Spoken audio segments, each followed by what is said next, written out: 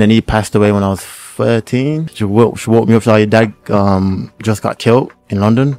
I came to the UK, I think I was 9, in Jamaica. I was born in poverty, like in Kingston, Jamaica. Wooden house, zinc roof. Don't doubt me, I couldn't do it. The odds that I couldn't do it. Look at me now.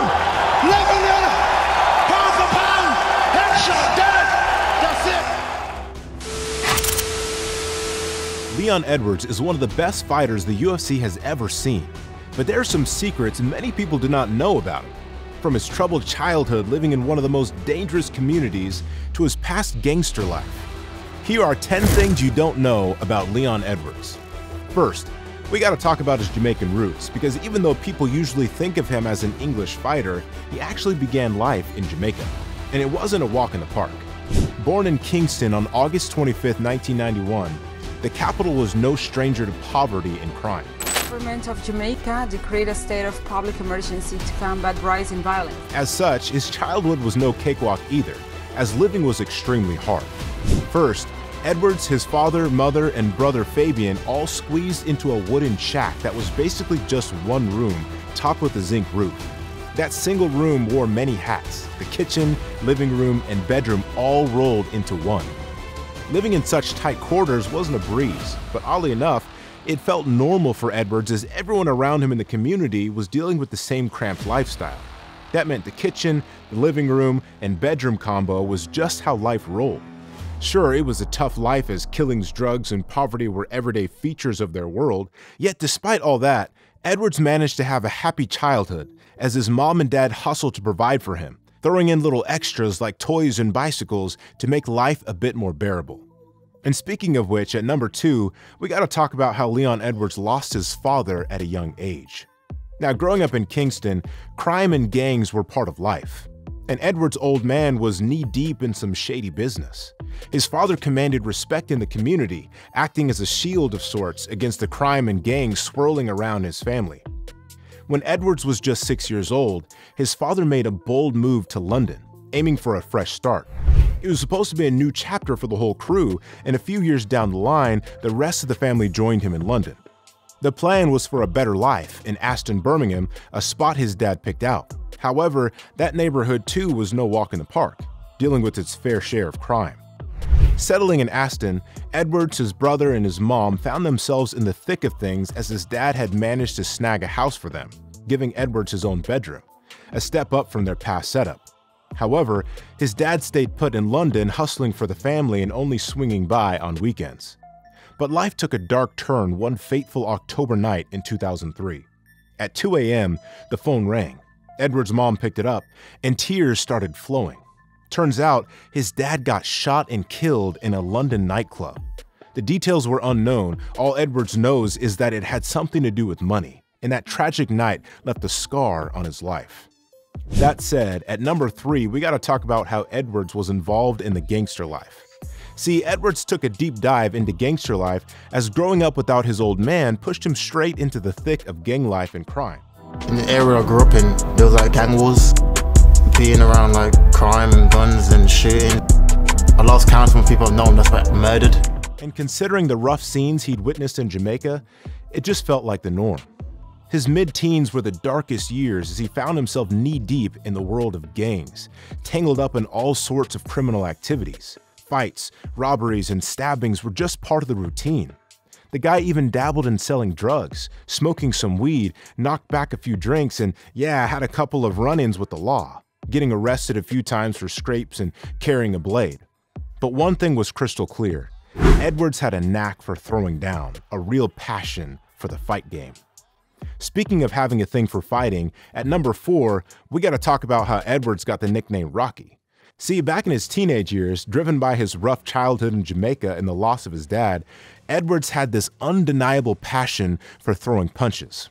School was no exception. He'd square off with other kids who'd pick on him, especially because of his Jamaican accent.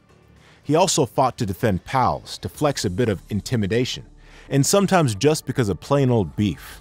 So his willingness to go toe-to-toe with anyone back then earned him the nickname Rocky, a nod to the legendary movie boxer. This tag, handed down by his buddies, still sticks with him to this day. That said, at number 5, we gotta talk about how Edwards turned his life around thanks to his mother. Now, back when Edwards was 17, one day he and his mother were walking to a bus stop when she spotted a gym above a DVD rental joint named Ultimate Training Center. This place was all about mixed martial arts, MMA, training, and she saw it as the ticket to get him off the streets. But here's the problem.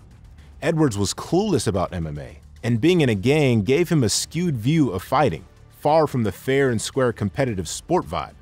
But his mom, persistent as ever, convinced him to give it a shot. Soon enough, he found himself hitting the gym 2 to 3 times a day, every single day. Now his mom, tight on cash, could barely manage the membership fees. Somehow she worked her magic, and after a while, Edwards started giving back by teaching younger kids at the gym, cutting down his own dues. Fast forward 8 months, and Edwards stepped into the ring at the age of 18, made his amateur debut against Carl Booth, and clinched the win with a submission in round 2. From that moment on, he was hooked on MMA. Things Edwards had ever pulled off. Mission specialist Claudio Silva. It seemed like Edwards might have a short stint in the big leagues. But hold on, by his next showdown, Edwards made sure to brush off any doubts with a record that still stands as one of the wildest moments in his career.